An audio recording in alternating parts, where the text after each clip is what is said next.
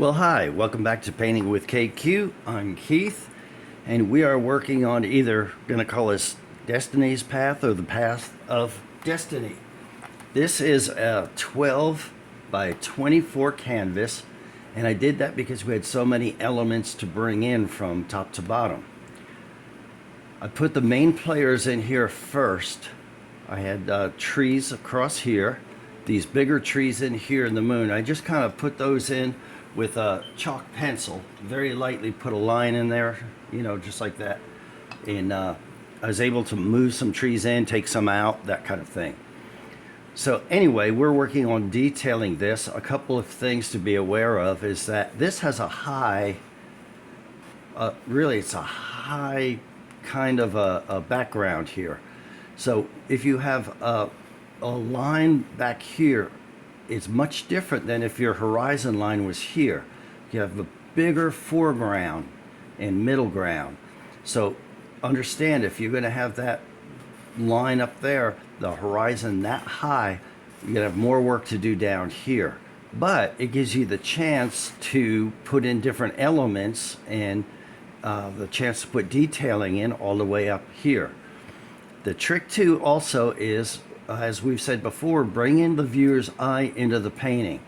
This is very strong, so that's not going to be a problem bringing your viewer in this far. I put this brighter than it normally would be for that reason, to bring the viewer's eye into the painting. The same with these bushes here. It's to keep the eye coming into the painting and bring them back. This grabs your attention. Is it brighter than it normally would be? Yes. Took artist license there to do that. Same with this, just to keep the viewer moving into the painting.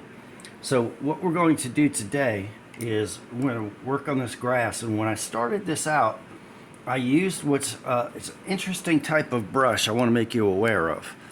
These brushes are called wisps. And let me bring one in close to where you can see it. It's got broken up bristles on it, and the very tips of this are very fine. So what I did, I put in some, I'll just show you here. I'm just taking one of our highlight colors, darkening it up a little bit. And I'm just putting a little bit of paint, I'm watering it down. With these brushes, one of the things I've learned over the years, using them many times, is that you want the paint on the very end of the bristles, not coated all the way through the brush. See how it's got very little in there? And what that does for you is it gives you a finer line. And I'm not pushing very hard. So see, that all of a sudden looks like grass, doesn't it? And that's what a wisp can do for you. Now, for some reason, in say England and Europe, they call it a comber brush because it does look like a comb.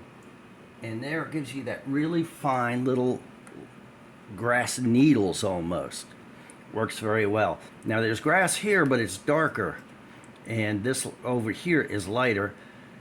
I put the light in first here because when you're backlighting something, you want the whatever's standing up or to the outside to be brighter.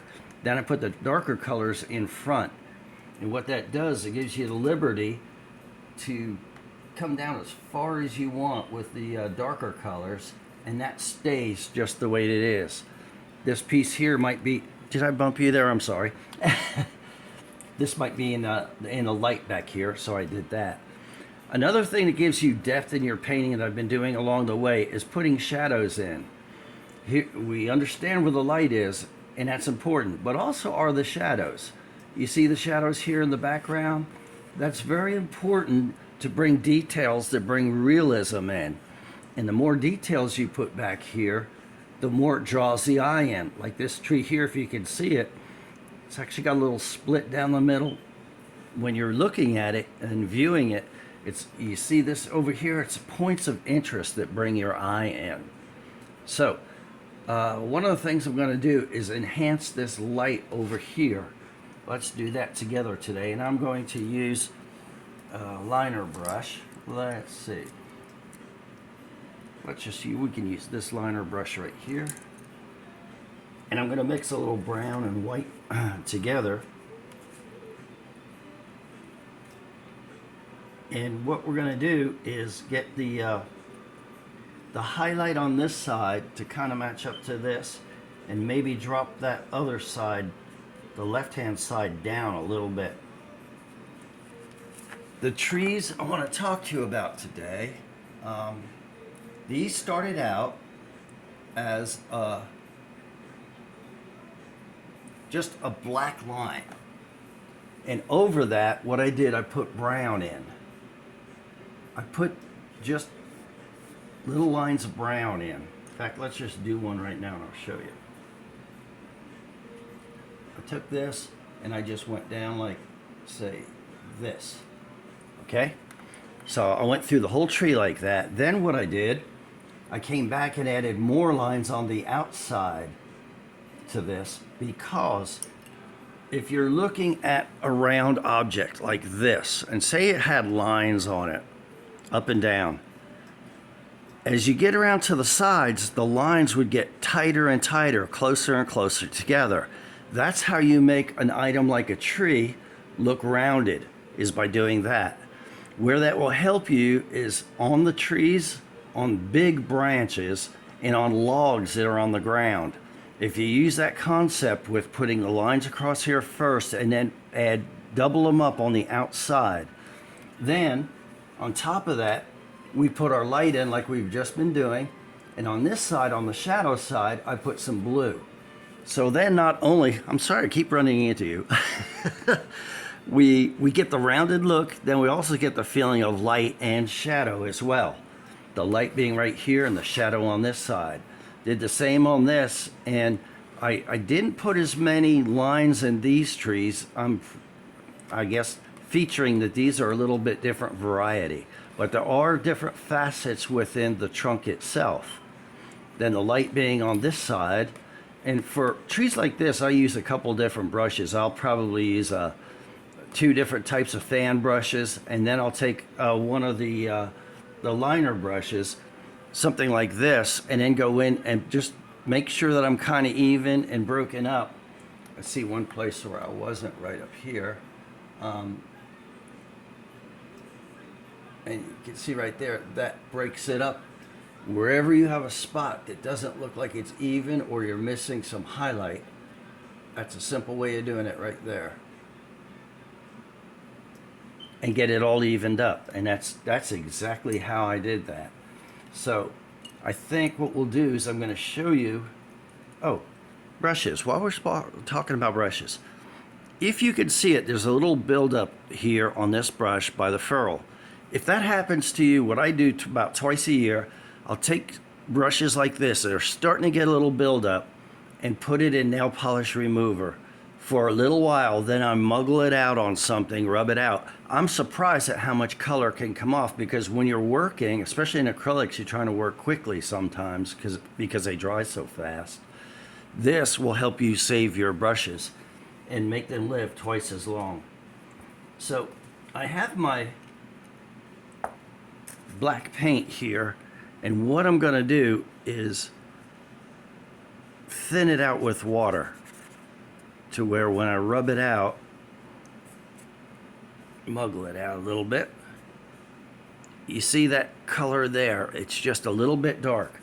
That's what I use for shadows. So if we want to come under here and put a shadow in, that's all we have to do. And with all these rocks, I want to put a pretty distinct shadow in. Even where the leaves are, I can go over very lightly. And that's basically what we're doing, is making a glaze. Now I did that on this whole foreground. I put these leaves in, and then I went over it with this kind of a glaze, just to darken this, understanding that the light is more deep on this side of the woods and not deep into the woods like over here, just to give it a more realistic look. So I'm going to go through all of these rocks.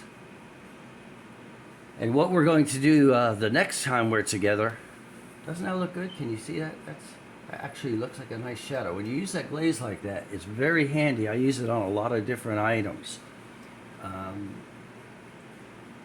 This is tricky because the light's coming from this side, and the moon's on that side. So I'm going to keep the shadow very short and away from where that light would illuminate that. But can you see how that rock already looks better?